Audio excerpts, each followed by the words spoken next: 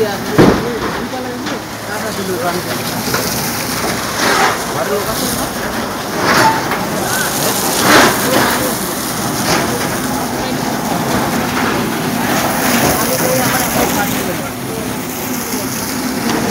4টা থেকে 4:30টার মধ্যে উঠে উজু বানাতে যাই, তখন দেখি আমাদের এই কর্নারে আগুন দাউ দাউ করে একদম আগুন দোতলা রেলিং পর্যন্ত চলে গেছে। তো দেখলাম একটা কন্টিনিউর পরে আছে, আমি কন্টিনিউরটা হাতে নিয়ে একটা ব্যাগে নিলাম। তারপরে নেওয়ার পর আমি ওরে বললাম যে আগুন তো অনেক উপরে উঠে গেছে, আমরা তো নিভাতে পারবো না। চিল্লে উঠলে কিছু 2-1জন মানুষ আসছে, ভোরবেলা তো সবাই তো আর এত সকালে উঠে না ঘুম থেকে। যারা আসছে আচ্ছা আমাদের সাথে, আমরা কেউ বালতি নেই, কেউ মগ নেই, কেউ লতার ব্যবস্থা করি, এই আগুন নেবানোর জন্য চেষ্টা করছি। পরে আগুন নিভাতে পারিনি। পরে আমরা আমাদের যে হাজব্যান্ড আছে, দেবর আছে, বাসুর আছে বলে আমরা ফোন দিই, ওরা তাড়াতাড়ি ফায়ার সার্ভিস পাঠানোর পর ফায়ার সার্ভিস আগুন নিভায়, তাও 3-4 ঘন্টা লাগছে। এই তো আমাদের এই বাসার ভিতরে অনেক ক্ষয়ক্ষতি হয়েছে। আমাদের 10 ভরি গোল্ড ছিল, আমাদের প্রয়োজনীয় কাগজপত্র ছিল, আর কাপড় চোপড় তো আসলে 50 লক্ষ টাকার ফার্নিচারের আরও বেশি আছে। সব রুমে আলাদা আলাদা ফার্নিচার দিয়ে সাজানো ছিল, ওগুলো সব ক্ষয়ক্ষতি হয়েছে। আমরা সুস্থ বিচার চাই। তারপরে আমার হাজব্যান্ড কালকে থানায় গেছে, যে এই জায়গা জমিন সংক্রান্ত বিষয় নিয়ে ওসির সাথে কথা বললা। বাসায় রিটার্ন আসার সময় আমার হাজব্যান্ডকে সিএনজির ভিতর থেকে গেঞ্জি টানে এবং বুকে 3টা লাথি দেওয়ার পরে আমার হাজব্যান্ড বলে যে আপনারা আমার সাথে এমন করেন কি জন্য। এটা বলার পর আমার হাজব্যান্ডকে একটা বাগানের ভিতর চেঁচামেচি করে ওরা 7-8 জনে নিয়ে যাওয়ার পরে আমার হাজব্যান্ড ওরা দস্তাদস্তি করে, আর কি দিয়ে যেন হয়তো রড বা 5 টেপ দিয়া তার জাতীয় ওই প্যান্টের উপর দিয়া, জিন্সের প্যান্ট তো তারপরও বাড়ি লাগছে, ওগুলো ছবি আছে, ওগুলা দিয়ে অনেক মারছে। পেট্রোল ছড়ায় আগুনটা দিছে, এই জন্য আগুনটা ধাও দিয়ে। নগদ পেমেন্টে 500 টাকা পর্যন্ত ক্যাশব্যাক, আর লেনদেনে প্রতিদিন ডিপ ফ্রিজ এবং ঘন্টায় এসি টিভি সহ দারুণ সব গিফট। লোহা কাঠ ধরে গেছে, লোহা কাঠ পুরো ছাই হয়ে গেছে। জমি জমার বিষয় নিয়ে আগুন দিছে ওরা। আগ থেকে আমার পূর্ব শত্রুতা, আমার শ্বশুরের 3বার গুলি করছে, আরো 3 মাস আগে ওই কর্নারে আগুন দিছে। এখন স্পট আছে, আপনাদেরকে আমরা দেখাবো। পূর্ব শত্রুতা জেরে 35 বছর 40 বছর আগে থেকে বড় দাদাকে ওরা গুলি চালাইছে, এখনো পর্যন্ত ওই কেস চলমান আছে।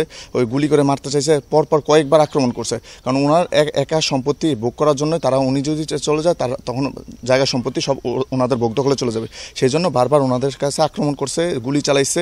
এটা এখনো দৌলতকা থানায় ওনারা এখন বলতে গেলে ভাই আমি প্রত্যক্ষদর্শী, আমাদের ক্ষতি হইতে পারে, কিন্তু সত্যি কথা হচ্ছে ওনাদের যে সোহেল, সুমন, শরীফ, আরিফ, রুবেল, তারপর যে ফরিদ সিডু, এই দুজন ফরিদ সিডু এরা যে পার্শ্ববর্তী ওরা ওদের সাথে তাল মিলিয়ে ওনাদের সাথে আক্রমণ চায়। বিভিন্নভাবে হুমকি দামকি রেগুলার দিয়ে আসছে। ওনারা রাস্তা উঠতে পারতেছে না, বাজারে যাইতে পারতেছে না, ওনার ভয় আতঙ্কে আছে এতদিন পর্যন্ত। ওনাদের বাড়ির ভিতরে এই পুরনো বাড়িটা ঐতিহ্যপূর্ণ বাড়ি ছিল, মিজি বাড়ি। ওনাদের এই বাড়িটার ভাঙায় আগুনে পুড়ে জ্বালিয়ে ফেলছে। তারপর ওনার ভিতরে যে আসবাবপত্র ছিল, ফার্নিচার ছিল, অন্যান্য অনেক ফ্রিজ ছিল, প্রত্যেকটা ফ্রিজ ছিল, টিভি ছিল, এগুলো সব কিছুই বের করতে পারেনি। ওনারা জাস্ট নিজেরা আগুনের কারণে নিজেরা জান নিয়ে কোনো রকম দৌড়ে পালাইছে। ওরা রাত 10টা 11টা 12টা পর্যন্ত ওরা এই এলাকায় টহল দিছে এবং অনেকে করার চেষ্টা করছে।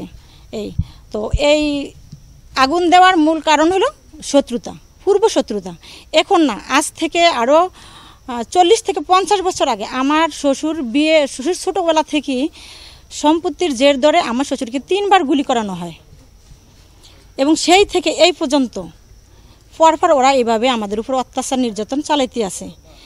এবং এই ঘর প্রায় আমাদের প্রায় 50 লক্ষ টাকার মতো ক্ষয়ক্ষতি হয়েছে। আসবাবপত্র আমাদের 10 ভরি সোনা ছিল ঘরে, এবং প্রয়োজনীয় কাগজপত্র আপনারা যদি ভিতরে ঢোকেন দেখতে পাবেন আমাদের কি পরিমাণ ক্ষয়ক্ষতি হয়েছে। এটা আগুন দিছে আমাদের দূর সম্পর্কেরই আমার শ্বশুরের। ওরা হয়েছে আপনার আরিফ, শরীফ, সুমন, রুবেল, ওদের ফিতে হয়েছে মিন্টু মিজি। আর ফরিদ ছিল, সিডু ছিল, ওদের ফিতে হয়েছে মৃত মোতাহের হোসেন। হ্যাঁ, ওদেরকে আমি দেখছি, ওদেরকে আমি নিজ চোখে দেখছি। আর সাথে ছিল সোহেল, ওদের ফিতে হয়েছে আলমগীর হোসেন, এবং সাথে আরও বহিরাগত ছিল। ওরা দৌড়ে পালাইছে এবং আমি ওদেরকে চিনতে পারি না।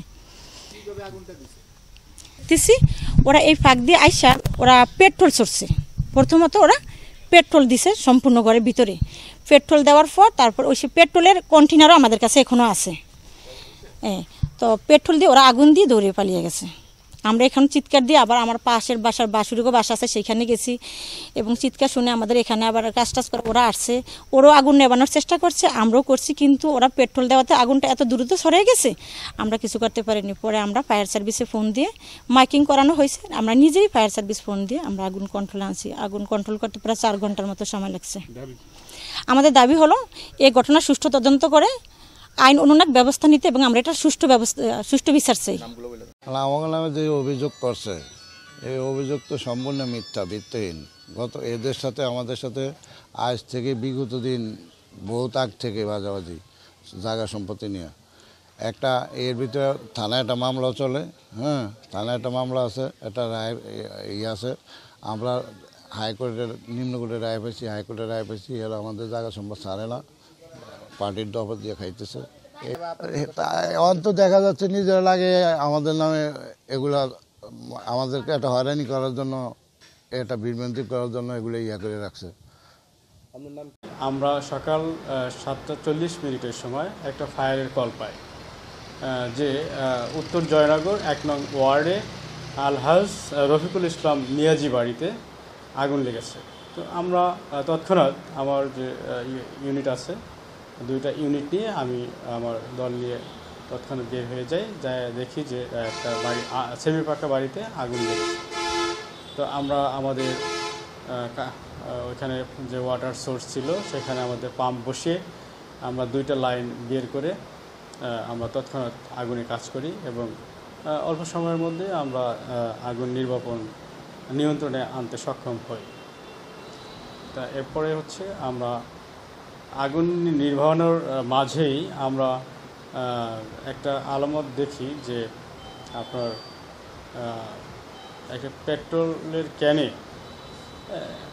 ক্যান জানালার কাছে পাওয়া যায়। তো এবং আগুনের যে ক্ষয়ক্ষতি হয়েছে সেটাও আমরা তদন্ত সাপেক্ষে রেখেছি, যে ওটা তদন্ত সাপেক্ষে আগুন কীভাবে লাগছে বা ক্ষয়ক্ষতির পরিমাণ কত সেটা আমরা তদন্তের সাপেক্ষে রেখেছি।